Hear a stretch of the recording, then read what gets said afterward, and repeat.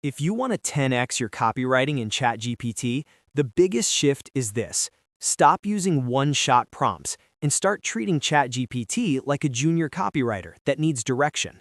In this video, I'll show you a step-by-step system you can use to get stronger headlines, better ad copy, sharper social posts, and more persuasive writing almost instantly.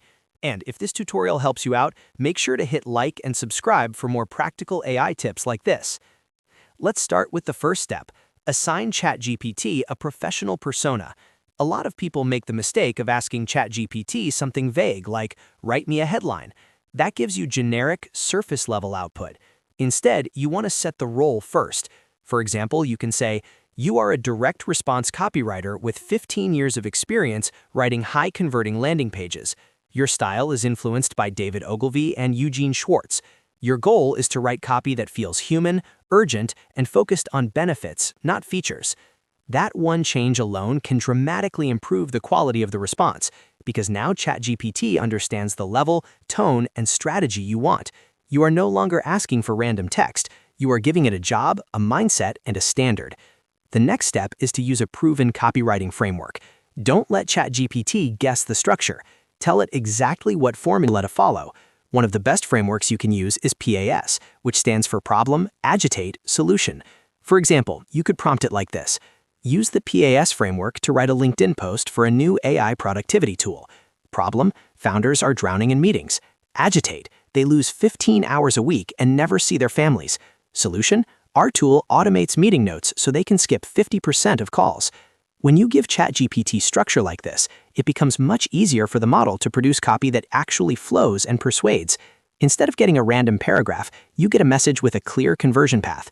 You can also use other formulas like AIDA, BAB, or before and after bridge, depending on the type of content you're writing. Now, here's where the quality really jumps. Add negative constraints. This is one of the most overlooked techniques, but it's incredibly powerful. A big reason AI writing feels fake is because it uses the same buzzwords, filler phrases, and corporate language over and over again. So tell ChatGPT what not to do. For example, you can add instructions like, do not use the words revolutionary, game changer, tapestry, or dive in. Write at a 5th grade reading level. Avoid passive voice, and use strong action verbs. Do not start the first sentence with a greeting or a compliment. These kinds of constraints help remove the AI-generated smell and make the writing feel cleaner, simpler, and more human. Another useful tip is to be specific about the audience and the outcome. The more context you give, the better the copy will be. Instead of saying, "Write an ad for my product," say, "Write a Facebook ad for busy freelance designers who struggle to stay organized and need a simple tool to manage client work." That extra detail gives ChatGPT something real to work with. You can also improve your results by asking ChatGPT to think in layers. First, have it generate a few headline options. Then ask it to expand the best one into a full post or ad. Then ask it to rewrite it in a stronger, more direct style. Each round makes the copy tighter and more persuasive. And if you really want to improve fast, start comparing outputs. Ask ChatGPT for 3 different versions, one emotional, one logical, and one curiosity-driven. Then choose the best one, combine the strongest parts, and refine from there. That is how you move from average AI writing to high-converting copy. So the formula is simple. Give ChatGPT a role, give it a framework, add negative constraints, and provide clear audience context. When you combine those 4 things, you stop getting generic AI text and start getting copy that actually works.